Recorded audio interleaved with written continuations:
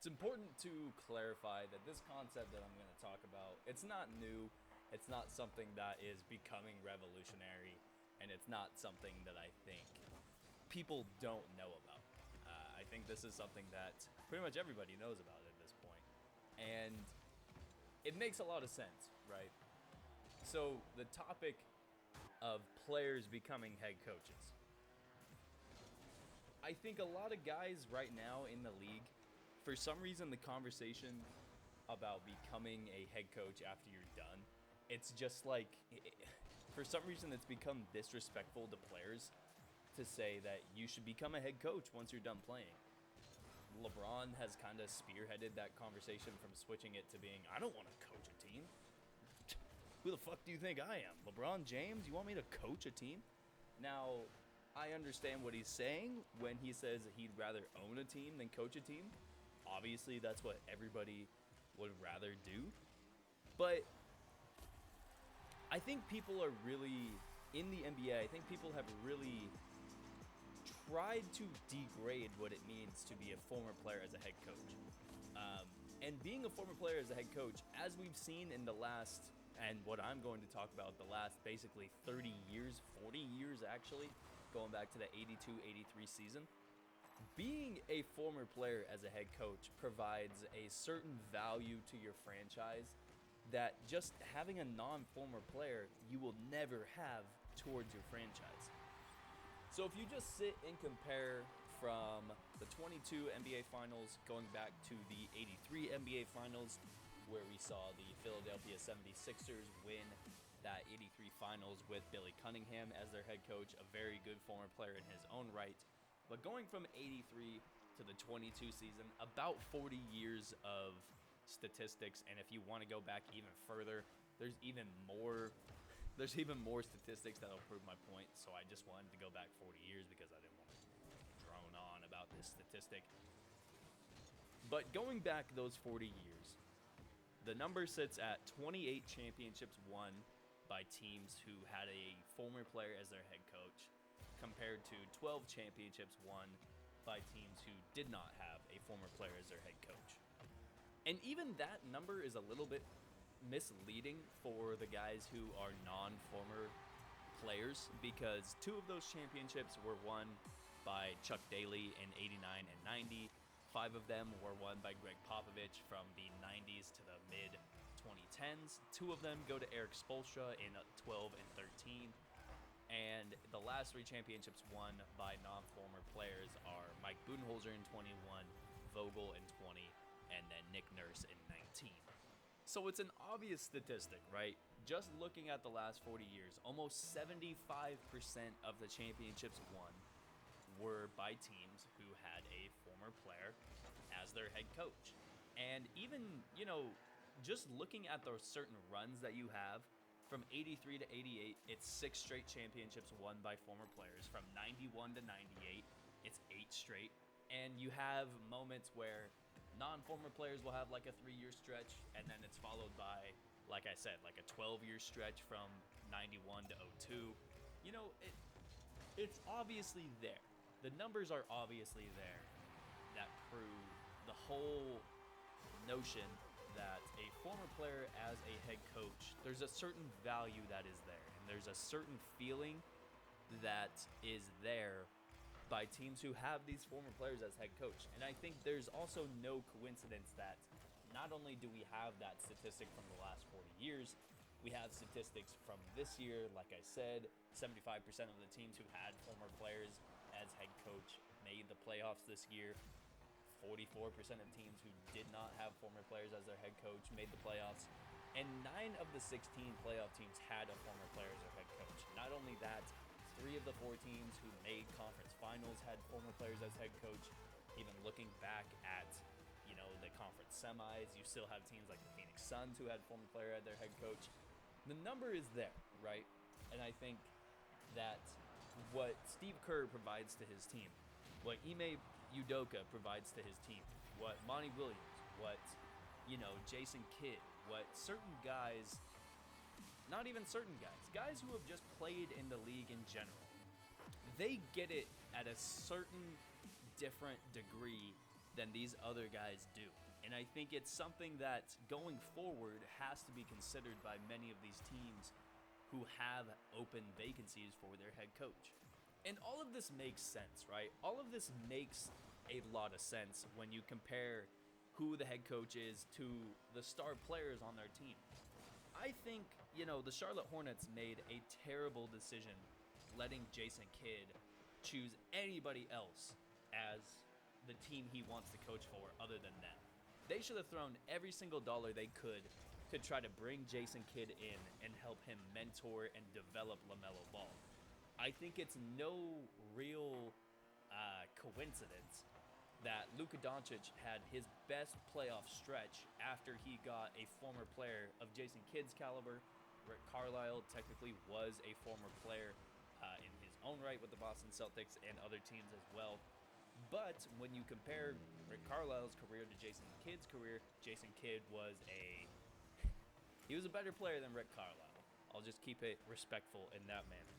And I think there's no real coincidence that once Luka Doncic had a coach who had the player pedigree that Jason Kidd had in his own right, there's no coincidence that once he got that leadership from the head coach, he had his best playoff stretch of his career.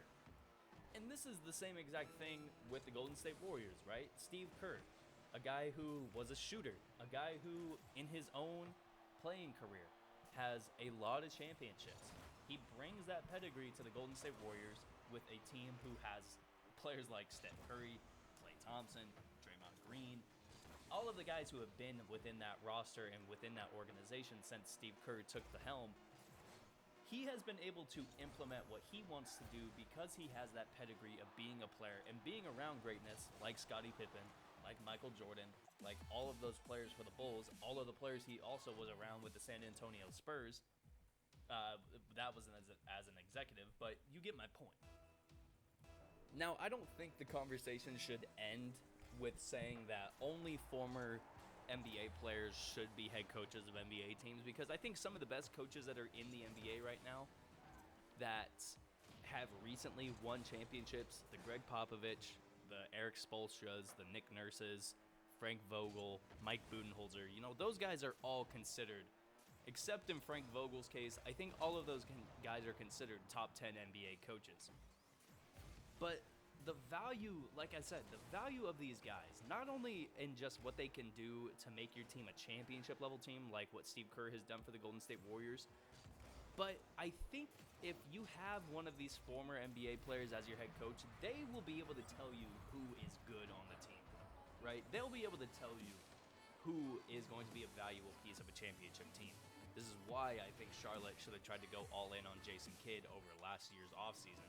Because look what Jason Kidd did with the Dallas Mavericks. He was able to take that team and get the most value out of them. He's probably talking to Mark Cuban and the rest of the management saying, we don't got a full team here. This is the Luka Doncic Dallas Mavericks. This isn't the Dallas Mavericks that are going to win a championship, right? He's probably talking to the front office and saying, we need to make some moves.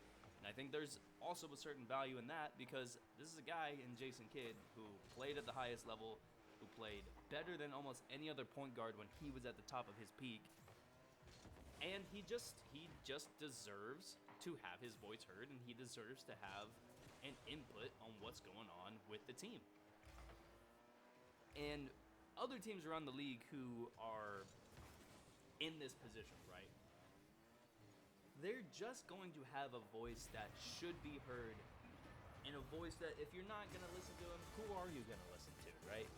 And that's also an additional piece of that value, where it's like, if you kind of get figured out, like, these guys aren't going to listen to the coach no matter what's going on. This is the thing that's a problem right now in Charlotte, is it seems like every time you turn on Charlotte on League Pass, you get at least 10 to 15 plays between LaMelo Ball, between Terry Rozier, between Miles Bridges, between the whole entire team, where you literally just go, what the fuck was that? Right? Like, you get those moments from these teams that are young, that don't have an experienced head coach or a former player as a head coach, and they fall apart. The Charlotte Hornets were one of the most disappointing teams in the NBA this year. I don't care what you say. I don't care who you... Like, they were one of the most disappointing teams in the league this year. There's no way you should go from having a rookie as the focal point of your team, and you are the 8th or ninth seed last year, and you make zero improvement in your seeding. There's no reason for that. So, that's my 2 cents on the Charlotte situation as it pertains to this conversation. But I think a lot of other teams around the league are following the same sort of pattern that the Charlotte Hornets have followed. It's literally what the Minnesota Timberwolves have going right now. They don't have a former player, so they do stupid shit. They do stupid stuff during the playoffs, and they get bounced in a series that they probably would have won if they had a better coach at the helm. So going forward, if your team has a coaching vacancy either right now or in the future, do they need to hire a former NBA player to coach their team? Technically, no, right? I mean, of the last decade, going back to 11 and 12, there have been 6 championships won by non-former NBA players compared to 5 by former NBA players. And even that statistic, 4 of them go to Steve Kerr and 1 of them goes to Tyronn Lue. So you have 4 different coaches that have not been former players winning championships in the last decade compared to just 2. But I think the value that these 2 coaches, Tyronn Lue and Steve Kerr, their value is so much greater than anybody. Like, nobody else could have been hired by Golden State to win these championships, and nobody else could have been hired by Tyronn Lue, or other than Tyronn Lue, by Cleveland. And in that situation, that was a year where Cleveland actually fired David Blatt, a guy who was not a former player, and they had some moments during the season where they looked really bad. And once they hired Tyronn Lue, they kind of turned the ship around. And you know, it's a different value that these guys are going to provide to NBA teams by being former players. I think going forward, we could see a league in 10 to 15 years where almost 100% of the coaches are former players, and I think that's better for the league. I think it is, because there's only former players who are going to be able to talk to current players and kind of let them know, like, this is what it is, especially for young players, or especially for guys who are just kind of in situations where they need to, you know, take their career realistically and kind of understand what they're a part of the team for. And only former players are going to be able to relay that consistently to these guys, especially the younger players. So going forward, I mean, if I'm a GM, if I'm an owner, I'm saying, yeah, I think I'm only going to hire former players as a head coach, because it's just a different value. And it's a value that can't be beaten by these non-former players, unless it's a Spoelstra, unless it's a Nick Nurse, unless it's a Budenholzer, or unless it's a Popovich. But those guys, as we've seen in the last 40 years, come around really once every 10 to 15 years, right?